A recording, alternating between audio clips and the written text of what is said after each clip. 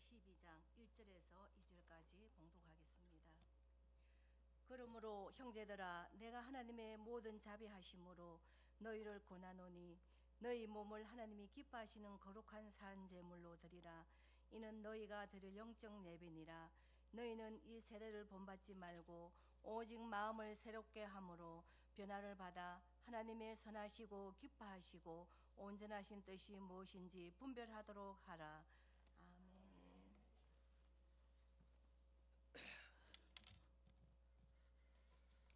네, 감사합니다. 자, 오늘 방금 우리 윤인자 권사님께서 봉독해 주신 말씀을 통해서 우리가 은혜를 많이 받아야 되겠죠. 목적은 그거잖아요. 우리가 강사 목사님을 초청하신 이유도 결국은 우리가 주인공이잖아요. 강사 목사님이 주인공이 아니라. 자, 우리 말씀을 전해 주실 강사 목사님 잠깐만 소개해 올리겠습니다. 우리 김영재 목사님, 우리 사위 이름하고도 이름이 똑같아요. 그래서 제가 아마 오래도록 기억을 하실 것 같습니다. 네. 목사님은 김해 장유 3동 그게 어디입니까? 행정복지센터 옆에 바로 옆에서 지금 그 사역을 하고 계시고요. 교회 이름은 우리들 교회입니다. 예전에는 성전교회라고 기억하시는 분들도 계시지만 이름을 지금은 바꿔서 우리들 교회라고 지금 거기에서 지금 담임 목사님으로 심호하고 계시고요. 원래 고향은 서울이세요. 우리나라 수도 서울.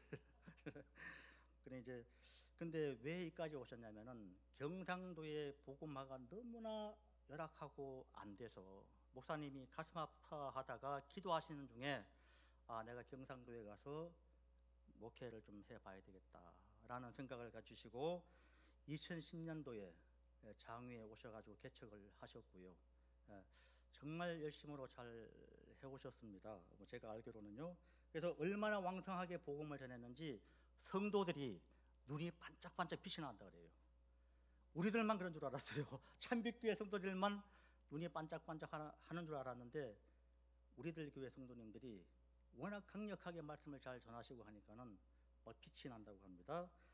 오늘 우리 강사 목사님 잠깐 이렇게 짧게 우리가 말씀을 올렸는데 우리 지금 이제 나오셔서 아까 읽은 성경을 통해서 우리에게 은혜 주실 때 많은 은혜 받으시고 다시 한번 도전하는 시간 됐으면 좋겠습니다. 예, 목사님 나오시겠습니다.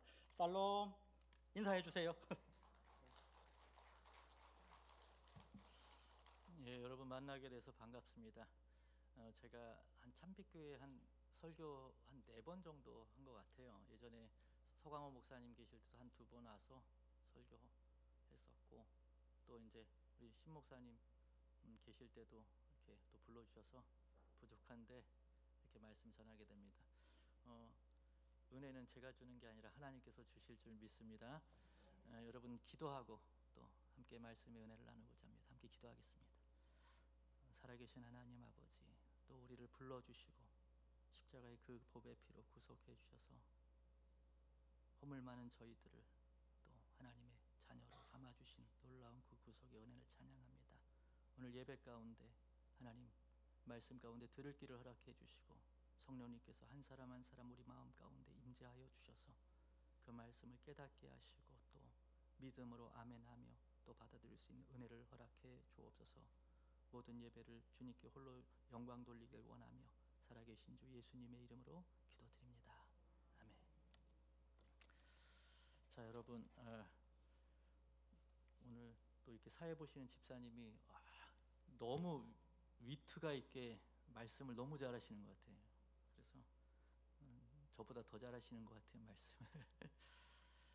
예, 저희가 여러분 앞에서 잠깐 소개했던 것처럼 하나님의 부르심이 있어서 제가 가야겠다 그렇다기보다 하나님이 야 경상도가 저렇게 복음화가 안 돼, 아무도 안 간다 그러길래 제가 자원한 마음으로 부족하지만 제가 가보겠습니다 했어요. 제가 간들 뭐 경상도가 바뀌겠습니까? 얼마나 제가 부족한 사람인데요. 그럼에도 불구하고 하나님 앞에 그 마음을 드리고 그렇게 그냥 내려왔는데 개척해서 지금 15년째 잘 이렇게 지내고 있습니다. 한국교회요, 통계를 보니까 개척교회가 3년 이상 유지되는 것을 그래도 생존한다고 표현을 했는데 그 생존율이 2%에서 3%예요. 그러니까 100개 교회가 생겼으면은 3년 뒤에는 2개 아니면 3개밖에 안 남는데요. 다 없어진대요. 근데 저는 15년 동안 이 장위에서 계속 이렇게 목회를 하고 있습니다. 제가 하는 게 아니고 하나님께서 그렇게 하시고 주인이시니까. 교회의 주인은 누구예요? 믿으십니까 여러분 정말? 저는요 제 교회가 아니잖아요. 제가 뭐 가게를 하나 차려서 운영하는 게 아니잖아요. 그냥 저는 주님이 여기서 일해 그러면 예 하고 그냥 일하는 거고, 또 딴 데 가서 해 그러면 또 아프리카 가서 해 그러면 예 하고 가면 되는 거고, 뭐 어디 가서 해 하면 예 하고 순종하면 되는 거예요. 종은요, 그렇죠? 저는 그래서 그냥 순종해서 와서 하니까 아이들도 벌써 이렇게 내려올 때는 초등학생이었는데 지금은 다 대학생이고 뭐 다 저는 애들이 셋이거든요. 아들, 딸, 아들 있는데 큰애는 군대 갔다 와서 대학교 4학년, 딸은 군대를 안 가니까 딸이니까 그냥 대학교 4학년, 막내는 이제 대학교 1학년이라서 3명 다 대학생입니다. 아유, 돈 많이 들어가겠죠. 걱정 없어요. 아버지가 부자예요. 아버지가 부자라서요 잘 그냥 애들 다 이렇게 키우고 있습니다. 그래서 오늘 또 이렇게 헌신 예배 가운데 좀 함께 은혜를 나누고자 하는데요.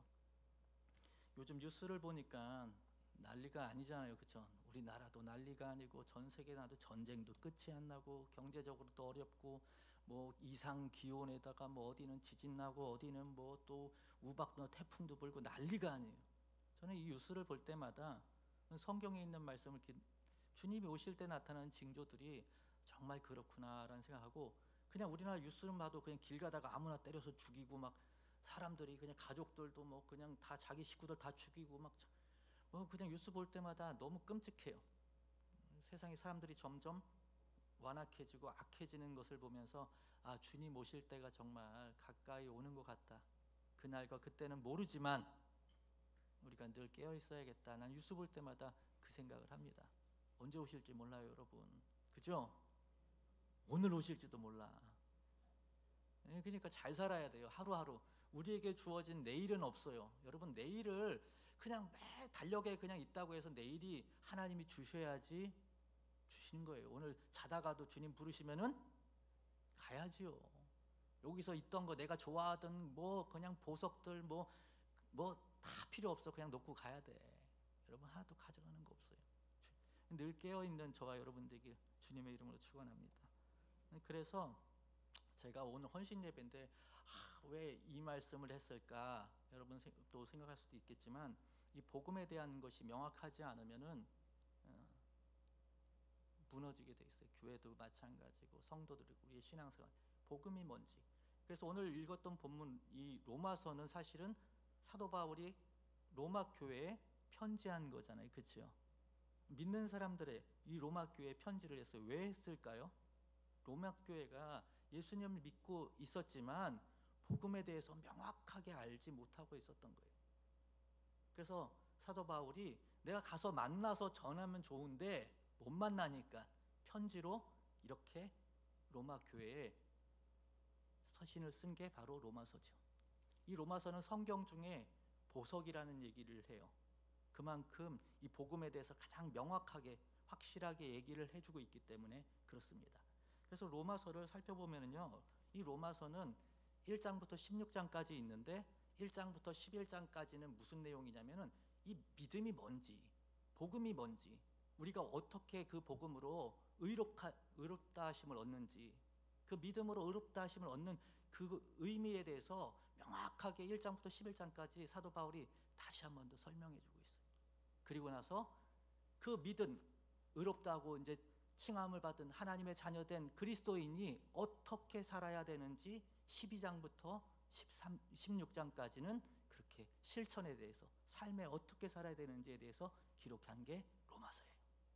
그러니까 여러분, 로마서 오늘 이 본문 한 구절을 보려는 게 아니라 이 로마서를 통해서 우리가 다시 한 번 더 복음이 뭔지에 대해서 알고 또 다시 되새기는 그런 은혜의 시간 되길 원합니다. 많은 사람들이요, 많은 교회들이 이 복음이 명확하지 않을 때 신앙생활을 엉터리로 하게 되어져요. 로마 교회도 마찬가지였어요. 그러니까 사도 바울이 이렇게 로마에 편지를 한 거거든요. 로마 교회에. 이 로마서를 우리가 계속 보면서 내가 믿음이 올바른 신앙인지에 대한 점검이 그래서 필요해요. 여러분, 주님 다시 오실 때는요, 뭐 하시는지 아시지요? 알곡과 가라지를 가르신다고 그러잖아요. 교회 안에요, 다 알곡이면 좋겠지요. 누가 알곡인지는 아무도 몰라요. 그렇죠? 그러나 주님이 그때 가서 다 가르신대요. 그래서 사도 바울은 이 로마서를 통해서 시작할 때 1장에 이런 전제를 해요. 로마서 1장 1절부터 7절까지가 이제 앞에 인사말인데, 복음이 뭔지에 대해서 명확하게 여기서 제시를 하고 시작합니다. 그래서 우리 한번 1장 1절부터 한번 찾아보실래요? 자, 1장 1절부터 로마서 1장 1절. 졸린데 이거라도 찾으면요 안 졸려요. 지금 딱 졸리기 시계 딱 하는데, 자, 그러면 1절 한번 읽어볼게요. 시작. 예수 그리스도의 종 바울은 사도로 부르심을 받아 하나님의 복음을 위하여 택정함을 입었으니, 이 복음은 하나님이 선지자들을 통하여 그의 아들에 관하여 성경에 미리 약속하신 것이라. 자, 여기까지요. 이 복음은 하나님이 선지자들을 통해, 선지자는 구약이죠, 그렇죠? 구약 성경에 예수 그리스도에 대한 예언을 미리 했던 것, 그 아들에 관하여 성경이 미리 약속하신 것이다. 그러면서 이제 3절로 넘어가면 됩니다. 3절 시작. 그의 아들에 관하여 말하면 육신으로는 다윗의 혈통에서 나셨고 성결의 영으로는 죽은 자들 가운데서 부활하사 능력으로 하나님의 아들로 선포되셨으니 곧 우리 주 예수 그리스도시니라.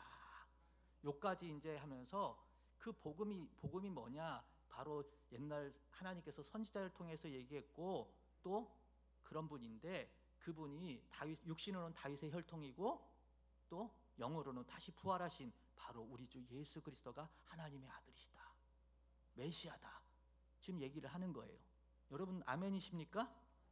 자, 지난주에 부활절이니까 부활하셨잖아요. 예수님 지금 부활을 살아계신 줄 믿으십니까? 그래서 지금 로마 교회에 지금 바울이 지금 편지하면서 이거부터 얘기해요. 그러면 중요한 얘기가 이제 5절부터 나와요. 5절은 여러분 앞에 화면을 좀 보세요. 화면 제가 준비해 왔어요. 자, 같이 읽습니다. 시작. 그로 말미암아 우리가 은혜와 사도의 직분을 받아 그의 이름을 위하여 모든 이방인 중에서 믿어 순종하게 하나니. 자, 누구의 이름을 위하여? 그의 이름. 그의 이름이 누구예요? 예수 그리스도의 이름을 위하여 모든 이방인 중에서 믿어서, 믿는 거로 끝난 게 아니라 믿어 순종하게 하나니. 그러면서 이제 6절 보세요. 너희도 그들 중에서 예수 그리스도의 것으로 부르심을 받은 자니라. 너희도, 너희는 누구예요? 너희, 로마 교회를 지금 얘기하는 거죠, 그렇죠? 너희 안에 지금 로마 교회만 얘기하는 게 아니라 지금 우리도 여기 안에 이제 포함되겠죠. 너희도 그들 중에서 누구의 것으로?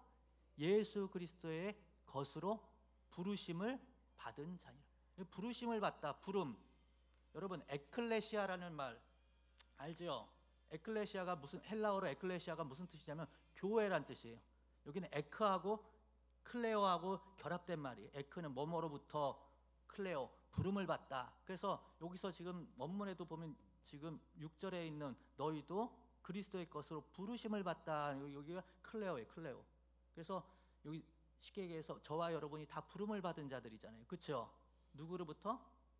예수 그리스도로부터 부름 받았어요, 그렇죠? 세상으로부터 부름 받았어요, 그렇죠?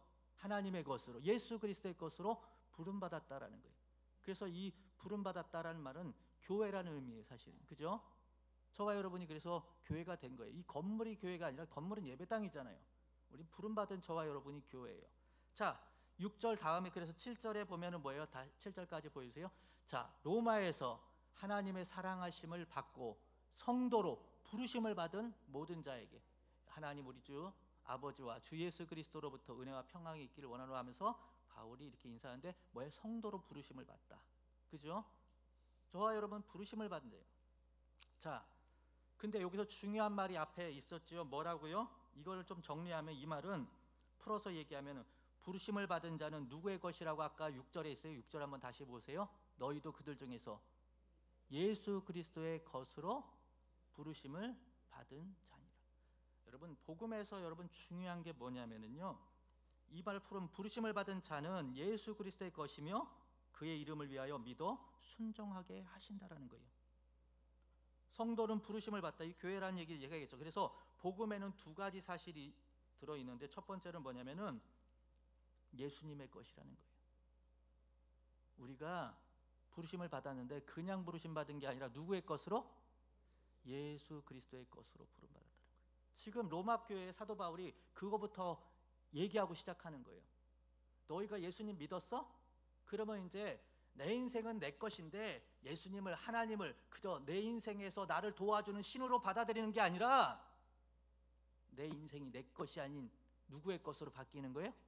예수 그리스도의 것으로 소유권이 이전된다라는 거예요.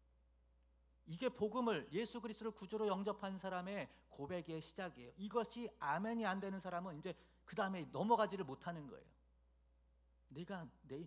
세상 노래는 그죠. 내 인생은 나의 것, 내 인생은 나의 것. 이게 세상 유행가는 내 인생은 내 거니까 그냥 내버려둬라, 내가 내 좋은 대로 살게. 이렇지만 예수 그리스도를 믿는 우리들은 이제 내 인생이 내 것이 아니라 누구의 것이에요? 그리스도의 것이라는 거예요. 그러니까 복음을 들었는데 로마 교회가 지금 복음에 대해서 명확히 알지 못하니까 사도 바울이 인사하면서 너희들 다 부름받은 거 알지? 그래서 교회지? 너희가 근데 그냥 부름받은 게 아니라 그리스도의 것으로 부름받았어. 그리고 성도로 부름받은 거예요. 그래서 거룩하게. 이렇게 지금 사도 바울이 얘기하는 거예요.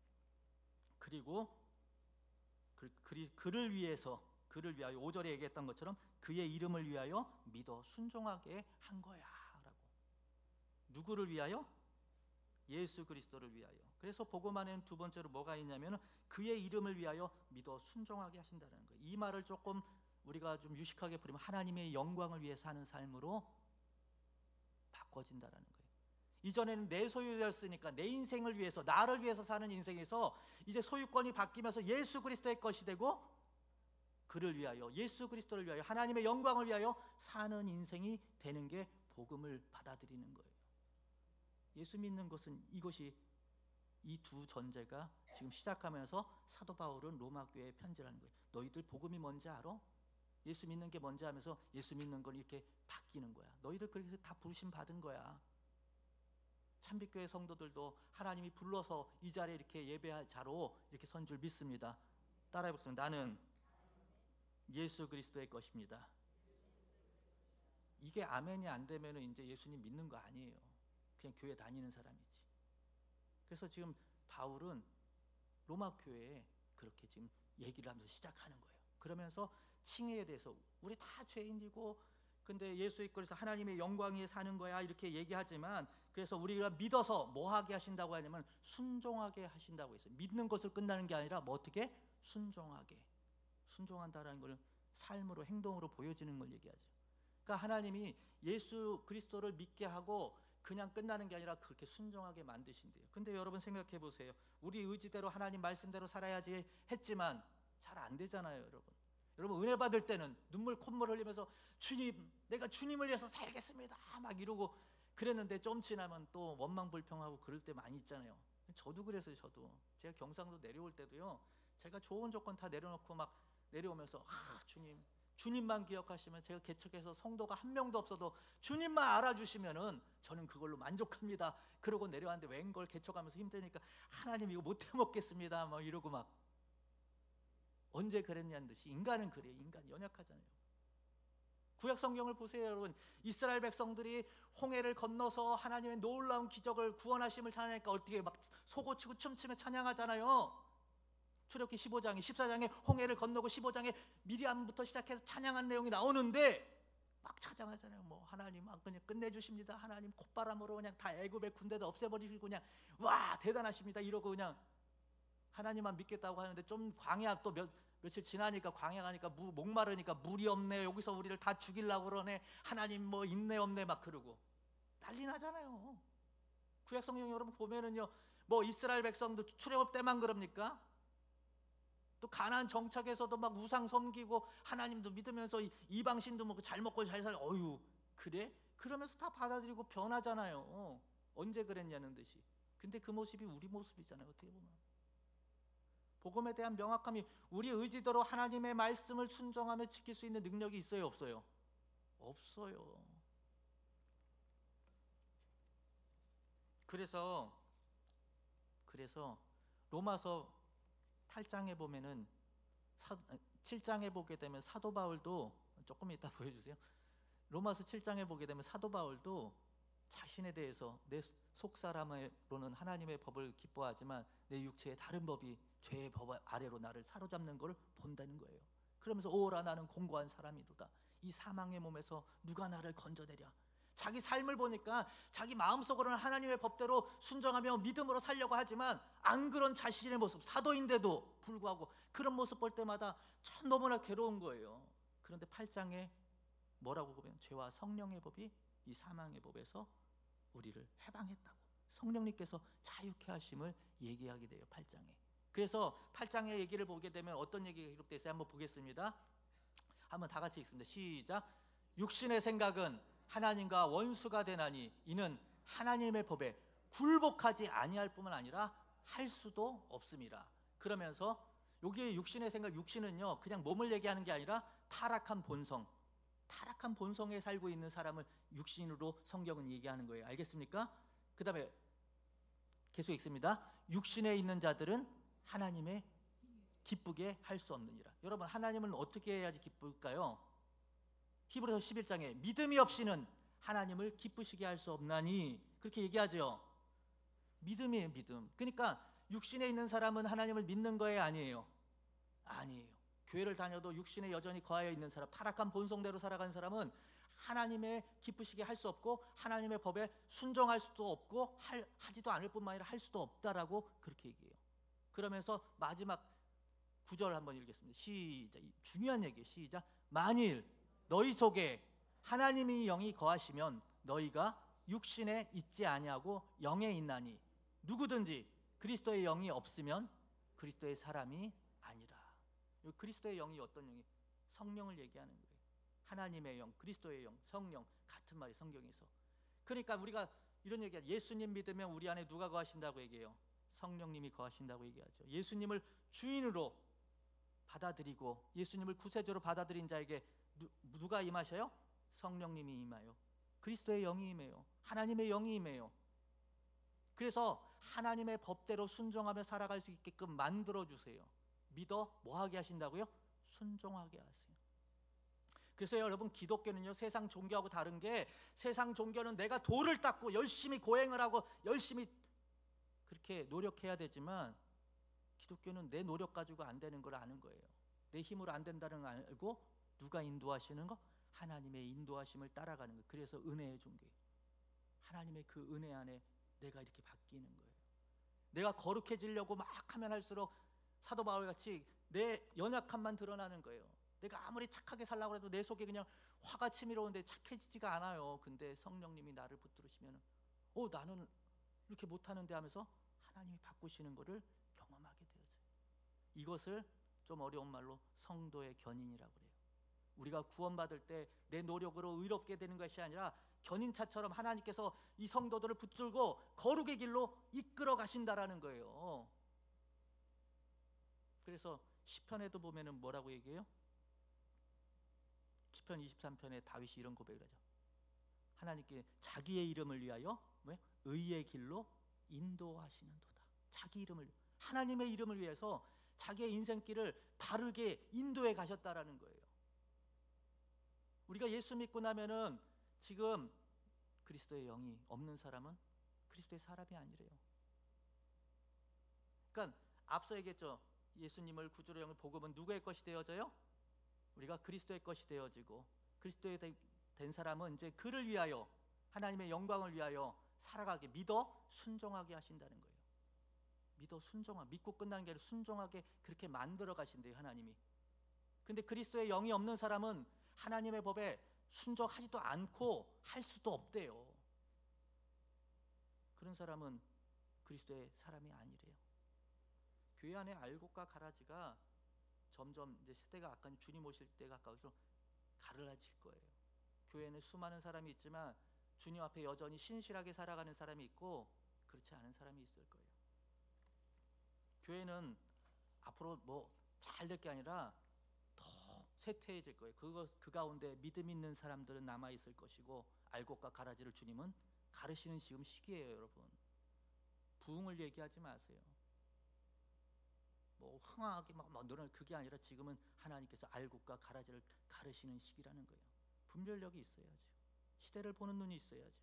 하나님이 이 세상을 어떻게 다스리신지 보는 눈이 있어야죠. 여러분 안에 성령이 거하십니까? 저도 신앙생활을 하면 할수록 저희 목회 이제 곧 있으면 30년 하거든요. 제가 사역 30년 하는데, 그럼 제가 여태까지 한 게 뭐 막 저도 뭐 대형교회도 있었고 막 있었는데 그런 게 중요한 게 아니라 30년 하면서 느낀 거는 뭔지 아세요? 하나님이 나를 구원의 여정 가운데 인도하시는 그 손길을 보면서 매일 감격할 수밖에 없어요. 나 같은 사람을 하나님이 구원하시기 위해서 여전히 이렇게 일하시는구나라는 그 손길 때문에 매일 찬양하고 감격한다니까요. 목회를 하면 할수록 나 같은 죄인을 하나님이 사랑하시는구나, 그럼에도 포기하지 않고 나를 붙드시고 이끌어 가시는, 성도의 견인 이끌어 가시는구나, 구원의 여정, 그 손길을 생각할 때마다 감사하지 않을 수 없고 찬양하지 않을 수밖에 없어요. 사도 바울이요, 나는 죄인 중에 괴수라고 그렇게 고백했던 것처럼 점점 주님의 그 은혜를 세월이 지날수록 알게 되니까 내가 구원의 주님 앞에 아무것도 한 게 없거든요. 자랑할 게 없어요. 그래서 주님의 은혜밖에 없다고 얘기할 수밖에 없어요. 이게 복음을 제대로 접하고 가는 사람들의 반응이에요. 내가 내 것이 아니고 누구의 것이라는 거예요? 그리스도의 것. 이게 한 번에 바뀌어지지 않아요, 여러분. 일평생 동안 이렇게 가는 거예요. 예수 처음 믿었다고 그리스도의 것이다 라고 생각하지만 여전히 내 것을 챙기려 하고 세상의 것을 포기 못 하잖아요. 근데 하나님이 딱 그만 바꿔주세요. 하나씩 포기하게 하고, 하나님 억지로 포기하는 게 아니라 자연스럽게 그게 안 좋아지니까 추구하지 않는 거예요. 그렇게 바꿔가세요. 그러면서 그런 자들에게 오늘 12장에 이제 복음이 뭔지 얘기했으면은 이제 그런 자들이 하나님의 자녀된 우리가 어떻게 살아가는지 12장에 그렇게 해서 얘기를 하는 게 오늘 12장이에요. 그러므로 형제들아 하면서, 그래서 복음을 접한, 그리고 믿음으로 의롭게 된 너희 믿음의 형제들아, 내가 너희를 하나님의 자비하심으로 권한다. 그러면서 뭐라고 얘기해요? 너희 몸을 하나님이 기뻐하시는 거룩한 산제물로. 여러분, 우리는 우리의 삶이 거룩해질 수 없어요. 그죠? 아무리. 근데 누구 때문에 거룩해져요? 예수 그리스도로 거룩해진 거예요. 예수 그리스도의 그 보배 피로. 그러니까 믿음으로 우리 삶을 거룩하게 하나님 앞에 드리라는 거예요. 너희 몸을 드리라는 얘기는 삶을 드리라는 거예요. 그것이 뭐다? 영적 예배라는 거예요. 육적인 것은 아까 타락한 본성이라고 했죠. 영적인 거, 그리스도의 영 안에서 살아가는 삶의 예배, 이게 영적 예배예요. 하나님이 받으시는 예배라는 거예요. 그러니까 주일날 한번 드리는 이 예배가 아니라, 이 예배도 하나님께 드려야 되지만 매일매일 내가 살아가는 삶의 예배가 진짜 예배일 수도 있어요, 여러분. 하나님이 받으시는 영적 예배가 돼야 된다는 거예요. 우리 삶이. 교회에서는 집사님, 권사님, 장로님하고 거룩한데 바깥에서는 남한테 손가락질 당하면 거룩한 사람이 아니죠. 뭔가 다르죠. 근데 그러면 이 삶을 드리라는 게 구체적으로 뭐냐? 그 뒤에 2절에 이제 얘기하죠. 뭐라고 얘기해요?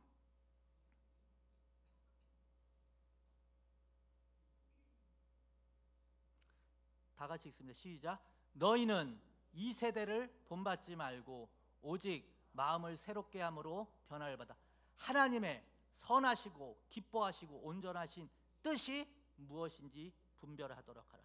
여기서 이제 두 가지가 나와요.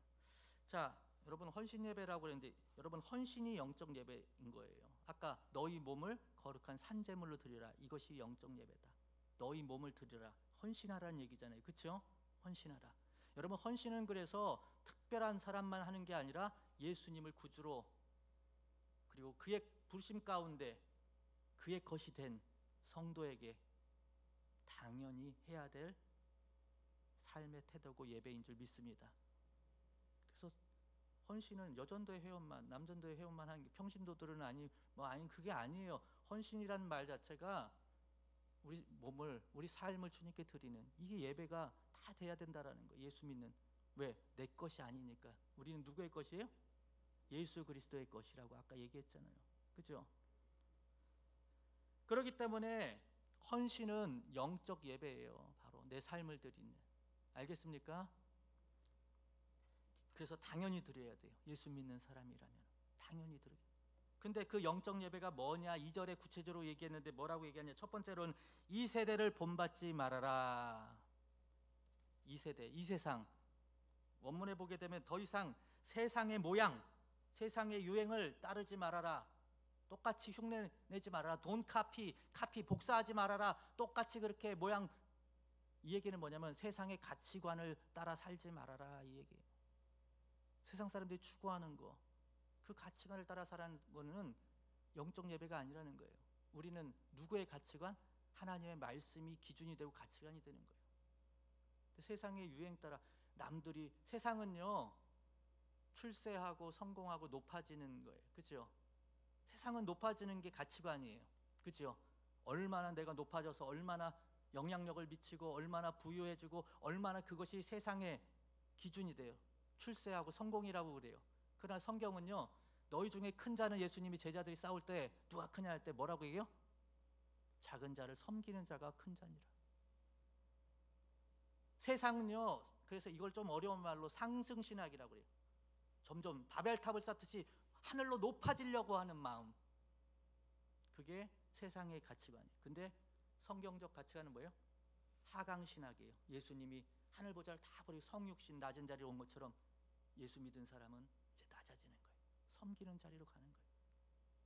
이게 다른 거예요. 세상과 이 가치관, 세상과 다른 가치관을 가지고 있는 거예요. 세상 사람은 내 거부터 채워야지 뭐 남을 도와주든 말든지 하잖아요. 그렇죠? 근데 성경은요, 내 것 있으면 그것을 오히려 남을 나눠주래요. 그럼 내 거 없는데요? 할 수 있잖아요. 그렇죠? 아니 내 거 있어야지, 나부터 먹고 살아야지 뭐 남을 도와주던가 할 거 아니에요, 이게. 근데 성경은 그렇지 않아요. 여러분, 사르밧가부도 이거 먹고 죽으려고 할 때 엘리사한테, 야 그거 나한테 먼저 줘. 주님 앞에 먼저 드리는 것을 얘기한. 그런데 드렸더니만 그런 은혜의 역사들이 있잖아요. 성경은 달라요. 하나님의 역사는요. 여러분, 이 세상을 본받지 말라는 것은 단순히 유행만 본받지 말라는 게 아니라 세상의 가치관, 세상이 추구하는 것을 본받지 말고 하나님의 기준으로 살아라는 거예요.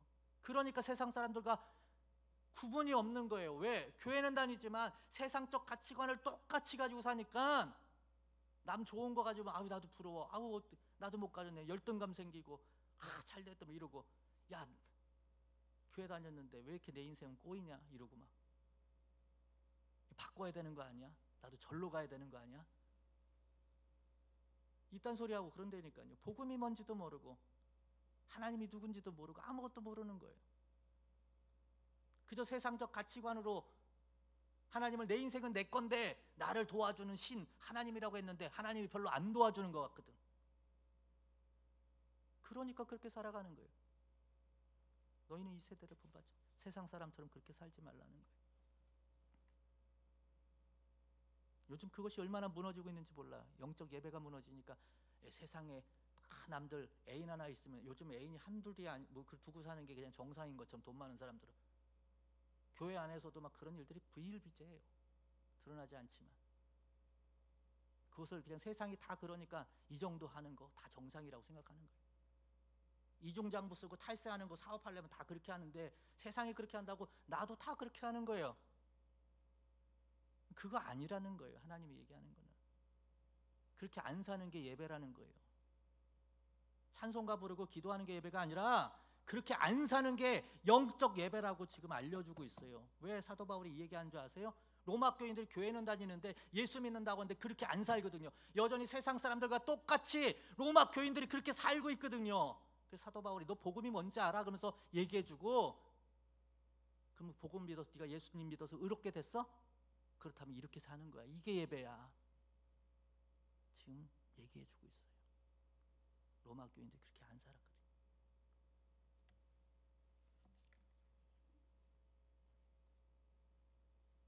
그러니까 세상 사람이 구별되고 가치관이 똑같으니까 성공해야 되고 좋은 대학 가야 되고 막 이렇게 하고 부자 돼야 되고 잘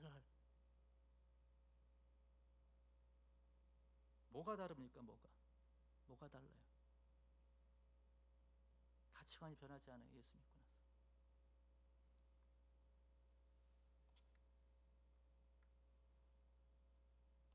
여러분 부족하지만 저희가 좀 자랑하려고 많이 왔어요. 사실은 자랑할 거리 많거든요. 저는요. 매일매일 기적이에요. 저는요. 그 얘기하려면요. 책을 100권 써도 모자라요. 저는 간증할 거 많아요. 제가 우리 아이들한테 그 간증거리들을 애들이 경험하게끔 체험을 해준 적이 있어요. 우리 큰애는 한 4학년 때인가 그때 이제 퐁퐁 이 애들 이렇게 타는 거 있잖아요. 놀이기구. 우리 집이 이제 아파트 1층인데 동네 애들이 다 알아요. 근데 어느 날 갑자기 애들이 우르르 몰려들면 큰일 났어요. 그랬더만 왜 그러냐 갑자기 깜짝 놀라서 제가 그랬더만 우리 아들이 거기 타다가 꼬꾸라져가지고 그 쇠 기둥에 입을 그냥 부딪힌 거예요. 제대로. 큰일 났다고 그래요. 내가 이제 헐레벌떡 뛰어가봤죠. 갔더니 웬걸 입 다 터지고 막 했는데 중요한 건 이빨이 빠졌어. 앞니가 이빨 다 갈았는데 앞니가 그래서 피나는데 그래서 어떻게 해야 되나 이렇게 또 이거 쑥 이빨이 다 빠진 거예요. 그래서 내가 도로 끼고 제가 그 자리에서 뭐 했겠어요? 기도했죠. 기도밖에 할 게 없잖아요. 그때가 개척 초기였어요. 막 개척했을 때 돈도 하나도 없었어. 아무것도 없어. 돈 1,000원이 없었으니까 그때는. 그래가지고 딱 붙잡고 제가 기도했어요. 하나님, 얘 이거 이빨 가른 건데 생리도 아니고 그 안 가를 것 같으면 빠져도 상관없잖아요. 하나님 이거 가른 건데 앞니 빠져가지고 영분데 이거 임플란트 할 돈도 없어요. 하나님 이거 붙여주세요. 붙여주세요. 기도했어요. 얼마나 간절했겠어요. 그죠? 그 붙잡고 야 기도하자 그러고 그냥 이빨 꽂아놓고 내가 그 붙들고 그냥 하나님 얘 듣는 데서 그냥 하나님 이거 이빨 붙여주세요. 고쳐주세요. 다음날 돼서 우리 아들이 오빠 이빨 붙었어요. 그러면서 막 무 씹어 먹고 밥으로 다음날 막 다 했어요. 여러분 이빨 그냥 뭐 흔들려도 뭐 못 씹어. 하나님이 고치시니까. 그러니까 지금도 내가 우리 아들한테 야 너 하나님이 그때 이빨 너 고쳐준 거 기억나? 안 돼. 왜 4학년이니까 다 알죠. 이빨 빠졌던 너 그 하나님이 하신 거 믿냐? 그러니까 당연히. 그런 기적이 뭐 나름의 경험들 뭐 그런 지금 아주 신앙생활 잘해요. 우리 애들도 다. 둘째 딸은 또 어떤 경험이냐? 걔도 개척 초창기였어요. 우리 개척 때 진짜 뭐 돈도 없으니까 여기 이제 눈에 이게 다락지가 아니라 뭐 큰 거가 염증이 크게 이렇게 난 거예요. 이렇게. 그래서 수술을 하려고 피부과에 이제 내일 수술하기로 예약 다 잡고 왔어. 근데 그 수술하는데도 하여튼간 뭐 큰 수술하는데도 몇십만 원이 드는 거야. 돈도 없고. 그런데 내가 불렀죠. 딸아, 하나님 얘 지금 병원 가서 수술 내일 하기로 했대는데 이거 오늘 저녁에 다 없어지게 해주세요. 자고 났더만 우리 딸이 일어나자마자 아빠! 없어졌어요. 우리 딸은 그 기적을 뭐 딸도 뭐 체험하니까 경험했잖아요. 우리 이번에 막내는 이번에 대학 갈 때 제가 이제 막내가 이제 고1 지나고 겨울방학 때 그러더라고 저한테 아빠 제가 내신이 별로 안 좋아서 좋은 대학을 못 갈 것 같아가지고 정시로 수능 봐서 이제 들어간 정시로 좀 이렇게 준비할 거예요. 그럼 정시하려면 뭐 학원도 보내야 하는데 우리는 학원 보낼 형편이 안 되거든요. 여태까지 보낸 적도 없고 다 야 아빠가 뭐 그런 거 지원 안 되는데 그러니까 아들이 딱 그러더라고요. 아빠 인터넷 강의 하나만 끊어달래고요. 그건 해줄 수 있어. 그래서 제가 12개월 무이자로 한 80만 원 1년 강의 듣는데 그렇게 하길래 끊어줬어요. 끊어줬는데 그러고 나서 우리는 고3이든 뭐든 수요 예배 금요 예배 다 나와요. 그리고 우리 아들이 PPT를 해야 돼. 할 사람이 없어. 고3 때도 우리 아들은 맨날 뭐 그 다 했어요. 뭐 예배 우리는 예배에 빠졌다가는 나한테 혼나죠. 우리 큰애도 시험 빵점 맞아도 혼난 적 없지만 큐티 안 하고 말씀 안 읽고 그러면 저한테 막 빠따 맞고 그랬어요. 나는 애들한테도 사람들한테 한 얘기가 자녀들의 인생을 하나님이 정말 여러분의 인생 하나님이 주인으로 책임져 주시니 믿냐? 학원 보내지 말고 예배 드리게 해야지. 그러면 그래서 이제 제가 우리 아들 놓고 이제 아들이 이제 수능을 봤는데 딱 그러는 거예요. 아빠 한 문제만 맞았으면 등급이 올라가는데 아깝다는 거. 자기가 이제 점수를 맞추더라고요. 공부 좀 하니까. 그래서 야, 그러면 내가 그 한 등급 올려줄게. 내가 그랬죠. 그러니까 너 그거 뭐 문제 하나 더 맞게 해주면 된다며. 내가 아빠 해줄게. 그러니까 그거 어떻게 해요? 그래서 그거 뭐 그냥 기도하면 되지 뭐. 그러니까 그래 뭐 말도 안 된다고 막 그러는 거예요. 수능 보고 나서 한 일주일 2주 정도 뒤에 이제 성적표가 나오는데, 제가 뭐 믿는 거는 빼기 하나님밖에 없잖아요. 하나님, 얘 성실인데 한 등급이 올라가야 된대요. 기도했어요. 그다음에 성적표 받자마자 저한테 카톡에 아빠 성적이 잘 나왔어요. 등급이 올라갔다는 거예요. 뭐 그래가지고 이제 또 이제 얘가 좋은 대학을 가고 싶으면 컨설팅을 좀 받고 싶다는 거예요. 입시 컨설팅. 봤는데 그래 너 하고 싶다는데 아빠가 뭐 학원도 못 보내주는데 그래 하자 그랬는데, 알아보니까 1시간 상담하는데 30만 원에서 50만 원이야. 너무 비싼 거야. 그래서 내가 해주겠다고 했다가 그거 알아보고서 값이 그렇게 비싼지 모르고, 그래가지고 제가 뭐예요? 아빠가 해줄게. 아빠가. 그래서 내가 일주일 동안 막 공부하고 막 해가지고 야, 너 하니까 뭐 이런 대학이 너 점수에 이렇게 좀 맞을 것 같다. 그래가지고 이제 하면서 기도를 했죠. 기도를 하고, 하나님, 얘가 이렇게 하는데 어떻게 해야 됩니까? 하니까 하나님이 저한테 명확히 이제 응답을, 또 그런 건 또 중요히 주는데, 그래 내가 중앙대학교를 추가 합격으로 붙여주겠다. 나름의 그런 응답을 주신 거예요 저한테. 그래서 내가 이제 우리 아들한테 야, 너 뭐 어디 쓸래? 이거 지가 뭐 어디 쓰냐 해서 야, 그러면 뭐 숭실대 쓰고 한국외대 쓰고 마지막에 다구는 중앙대 쓰자. 내가 이랬어요. 그러니까 아빠 중앙대는 연고대 쓰는 애들, 서울대 떨어진 애들이 다군에 쓴다고, 거기는 힘들다고 막 그러는 거예요. 그래서 야, 아빠가 사실은 기도했는데 하나님이 이렇게 응답 주셨어. 그러니까 그러면서 말도 안 된다는 얘기죠. 그러더니 그러면 다군 원서 하나 버리는 거라고 하면서 딱 그러더라고요. 그래서 제가 뭐 얘기했으니까 썼어요. 그렇게. 그래서 결과적으로 진짜 다 그렇게 됐어요. 다 합격했어요. 숭실도 뭐 외대도 합격하고 중앙대 경영학과 추가 합격으로 정확하게 하나님. 그래서 우리 아들이 깜짝 놀랐어요. 봐봐, 하나님이 계시잖아요. 그래서 막내도 요번에 그걸 통해서 하나님이 더, 우리 아들도 다 신앙생활 잘해요. 여러분, 우리 학원도 한 번도 안 보내고 뭐 애들 사는데 다 잘하는 애도 있고 못하는 애도 있지만, 그게 중요한 게 아니라 여기서 핵심은 뭔지 아세요? 세상의 가치관 가지고 살지 않았더니만 그래도 믿음 안에 살아도 하나님이 다 책임져 주시더라니까요. 하나님이 역사에 돈 없으면은 그렇게 병원비 있으면 지금 병원 보냈을 거예요. 이빨 빠졌으면 임플란트 했을 거예요. 근데 그때는 아무것도 없으니까 또 하나님 그렇게 하세요. 하나님이 하나님의 백성들, 나 경상도 가라고 보내놓고 아무것도 없었어요. 저는 월세 낼 돈도 없고 아무것도 없었어요. 그냥 1,000원이 없었어요. 커피 아메리카노가 1,000원이었는데 그거 마시고 싶어서 하나님 저 아메리카노 1,000원인데 마시고 싶어야 하면 하나님이 아파트 복도에 1,000원짜리 딱 떨어뜨려 주셨어요. 그래서 딱 내가 사 먹고, 다음 날 또 기다면 또 1,000원이 떨어져 있고. 진짜 그랬어요. 여러분, 하루 이틀이 아니에요. 계속 그랬어요. 그러다가 어느 날은 딱 10,000원짜리가 떨어져 있었어요. 그래서 하나님 제가 하루에 1,000원씩 달라니까 귀찮아서 이제 한꺼번에 주시는군요. 그랬어요. 여러분, 매일매일 그렇게 살아간, 두렵지, 돈 가지고 이 세대를 본받지 세상의 가치관을 살지 않으니까 하나님의 것이니까 하나님이 책임져 주신다니까요. 그래서 예수님이 얘기하잖아요. 마태복음 6장에 뭐라고 해요? 사람이 두 주인을 섬길 수 없다. 하나님과 재물을 겸하여 섬길 수 없다. 왜? 재물이 세상의 주인 노릇하기 때문에, 사람들에게 그만큼 영향력을 미치기 때문에. 돈에 의해서 그런다는 거예요. 돈을 초월해서 살 수 있는 거 뭔지 아세요? 저처럼 하나님 믿고 살면요, 돈 초월. 사도 바울이 그래서 빈부의 일체, 가난하게도 했지만 부유하게도 해주세요. 하나님은요, 때로는. 저는 제 인생에서 지금이 제일 부자예요. 좀 보기에 좀 괜찮아 보이지 않아요? 하나님이 그렇게 바꾸세요. 다 바꾸세요. 두 번째로는 뭐예요?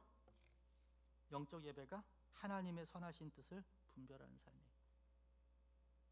내 생각대로 내가 주인일 때는 내 생각대로 사는데, 내가 그리스도의 것이기 때문에 그것을 믿는 자는 뭐예요?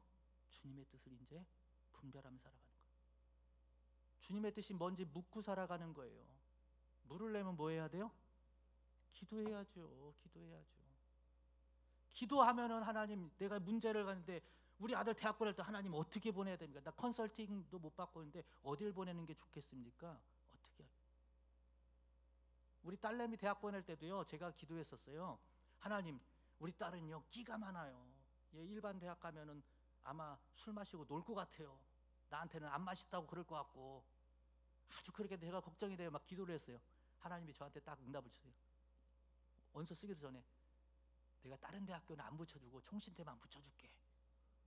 딱 그렇게 얘기하시더라고요. 우리 딸내미가 경희대도 예비 1번이었는데도 안 됐어. 총신대만 하나님이 딱 그래가지고 총신대학교 다니거든요. 총신대학교 이제 중독 상담학과 여자인데 거기는 다 하면 맨날 예배 채플 드리고 예배 드리니까 얘가 믿음이 더 좋아졌어. 아주 너무 좋아졌어요. 내가 안심이 되더라고. 자식 걱정됐는데 하나님의 그의 인생길. 여러분 이런 거 뭐 얘기하려면 한도 끝도 없어. 저는요 한도 끝도 없어. 하나님의 뜻을 분별해서 여러분 기도하세요. 기도 좀. 우리는 기도하려니까 맨날 내 인생에 문제만 없으면 기도 안 해. 꼭 이제 뭐 문제가 터져야지 그저 하나님 도와주세요 이게 아니라 그냥 내 인생 뭐가 하나님 뜻입니까 하고 늘 물어야죠. 늘 물어야죠. 그러니까 내 마음대로 살지. 그러니까 은혜를 못 누리죠. 하나님이 주인 되시는 삶을 못 누리니까 맨날 돈에 쪼들려가지고 그렇게 살죠. 저는 작년에 선교할 때만 해도 몇 천만 원 썼어요. 제가. 웃기죠. 좋은 게 우리 교회 재정 일주일에 헌금 10만 원도 안 나와요. 근데 어떻게 썼냐고요? 하나님이 필요하면 주셔요. 생명부지의 집사님이 저한테 쓰라고 1,000만 원도 주고 막 몇백만 원도 주고 저한테는 그래요. 하나님 기도하면. 희한하지요 여러분. 기적 같은 일이요. 그런 거 자랑하려면 제가 그걸 자랑하려고 여러분 믿음으로 하나님의 뜻이 무엇인지 분별하며 살면요 하나님이 책임져 주신다니까요. 누가 주인이냐, 우리가 그리스도의 것인지, 그리스도의 것이라는 얘기는 누가 주인 된다는 거예요. 예수가 주인 되는 건, 그죠? 그러면 하나님이 주인 되시면 하나님이 책임져 주세요.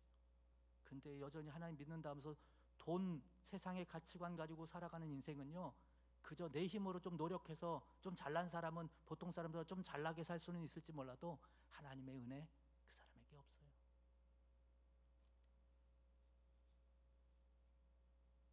매일 말씀 앞에서 내 뜻을 내놓고 하나님이 자기의 뜻을 보여주신 게 이 성경이잖아요. 모든 성경은 하나님의 감동으로 된 것으로 교훈과 책망과 바르게 함과 의로 교육하기에 유익하니 이는 하나님의 사람으로 온전하게 하고 모든 선을 행할 능력을 갖추게 하려 합니다. 모든 선한 능력을 행할 능력을 갖추는 게 어디서 오냐? 이 말씀을 통해서 와요. 말씀, 하나님 말씀 그래서 믿고 기도하고 이 말씀 붙들고 하나님의 뜻이 무엇인지 기도하고 나갈 때 여러분이 내 마음대로 안 사는 거예요. 여러분 제가 만약에 그냥 내 마음대로 내가 주인이었다면 저는요 여기 안 내려왔어요. 경상도에. 저는요 서울의 대형교회에 있다가 아주 큰 교회 담임 갔을 거예요. 그런 자리가 많이 있었어요.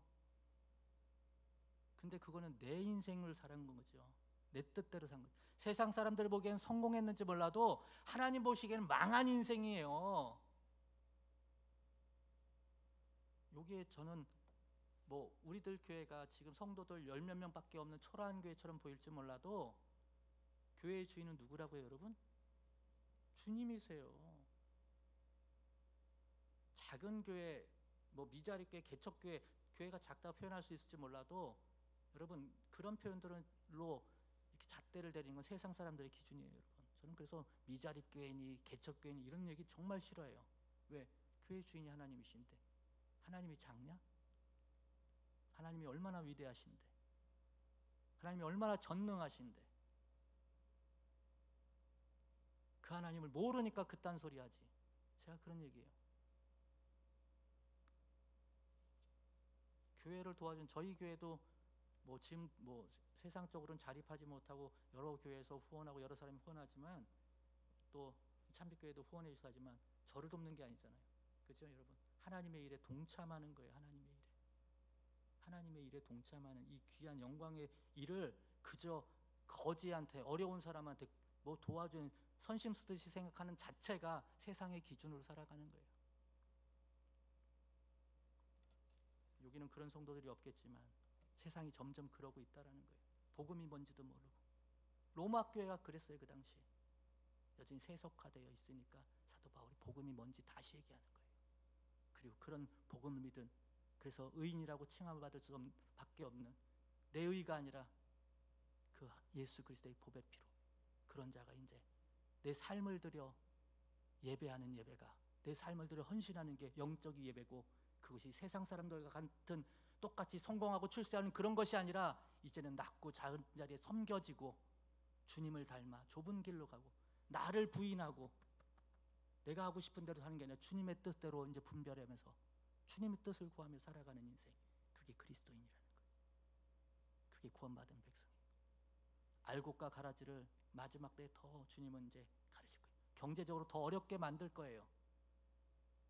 여유로울 때는 다 헌금하고 다 뭐 잘하고 다 봉사한다 하지만 어려울 때가 진짜예요.